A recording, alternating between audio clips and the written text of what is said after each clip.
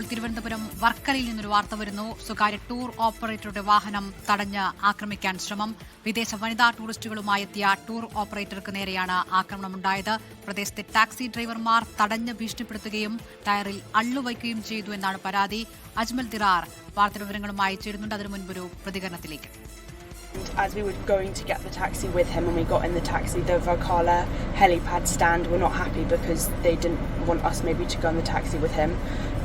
And so they were coming and they were harassing him, and when we were trying to leave in the taxi, and then one of them put a spike in the back, a needle, in the back wheel, and we saw them do it.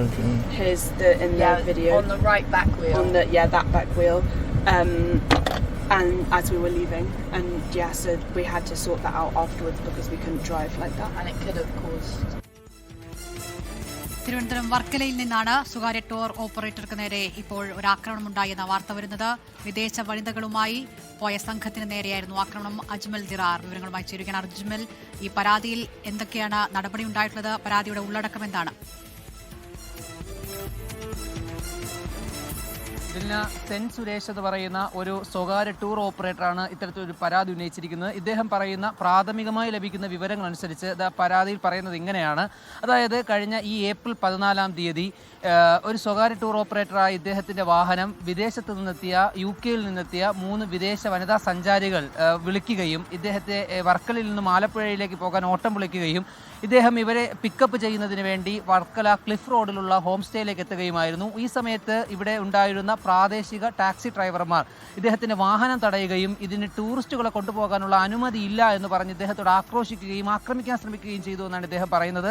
എന്നാൽ വിദേശ വനിതാ സഞ്ചാരികൾ ഇതിൽ തന്നെ പോകുമെന്ന് ഉറച്ചു നിന്നതോടെ ഇവർ വാഹനത്തിൽ കയറുന്നതിനിടയിൽ ഇവരുടെ വാഹനത്തിൻ്റെ, അതായത് ഈ സെൻ സുരേഷിൻ്റെ വാഹനത്തിൻ്റെ അടിവശത്ത് എന്തോ വെക്കുന്നത് പോലെ തോന്നിയിട്ടുണ്ടായിരുന്നു. ഏതായാലും ഇവർ അവിടെ നിന്നും ആലപ്പുഴയിലേക്ക് സഞ്ചരിക്കാൻ തുടങ്ങി കുറച്ച് സമയത്തിനുള്ളിൽ തന്നെ വാഹനത്തിൻ്റെ ടയർ ഉച്ചത്തിൽ പൊട്ടുകയും ശബ്ദത്തോടെ പൊട്ടുകയും റോഡിന് മധ്യത്ത് വാഹനം കറങ്ങുകയും ഒക്കെ ചെയ്തു. ഏതായാലും അപകടകരമായ സാഹചര്യത്തിൽ നിന്നും ഭാഗ്യവശാൽ ഇവർ രക്ഷപ്പെട്ടതിന് പിന്നാലെയാണ് സെൻ സുരേഷ് പോലീസിൽ പരാതി നൽകിയത്. എന്നാൽ ഏപ്രിൽ 14 നൽകിയ പരാതിയിൽ ഇതുവരെയും വർക്കല പോലീസിൽ നിന്നും ഇതുവരെയും ഒരു നടപടിയും ഉണ്ടായിട്ടില്ല.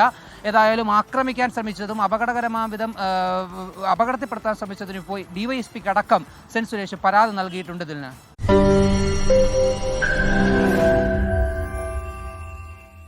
ലോകത്തെവിടെയായാലും ഏത് സമയത്തും 24 വാർത്തകളും ഓഗ്മെന്റഡ് റിയാലിറ്റി പാക്കേജുകളും എക്സ്പ്ലെയിനറുകളും വിശദമായി കാണാൻ ഞങ്ങളുടെ YouTube ചാനൽ നിങ്ങൾക്ക് സബ്സ്ക്രൈബ് ചെയ്യാം.